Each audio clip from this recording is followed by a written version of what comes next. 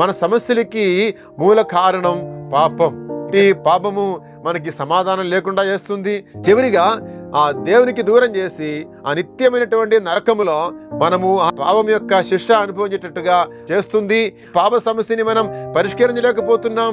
ఆ దేవుని యొక్క మహిమని మనం పోగొట్టుకున్నాం. మరలా దేవునితో సమాధాన పడాలంటే అది మన క్రియల వలన, మనం చేసేటువంటి పుణ్య కార్యాల వలన అవ్వదు అనేటువంటి విషయం మనం ఇక్కడ గమనించాలి. పాపానికి ప్రాయశ్చిత్తము జరిగించడానికి ఈ లోకానికి వచ్చినటువంటి దేవుని గొర్రె పిల్ల యేసుక్రీస్తు ప్రభు వారు. ఆయన ఏం చేశాడు?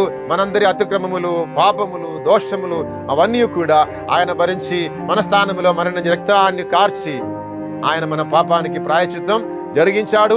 ఎవరైతే ఆ యేసుక్రీస్తు ప్రభు వారి దగ్గరికి వచ్చి పాపాలు ఒప్పుకుని ఆ ప్రభువుకి తన జీవితాన్ని అప్పగిస్తే ఆయన నీ పాపాలన్నీ క్షమించి నీ దగ్గరికి వచ్చి నీకు సహాయం చేయడానికి ఆయన ఇప్పుడు సిద్ధంగా ఉన్నాడు.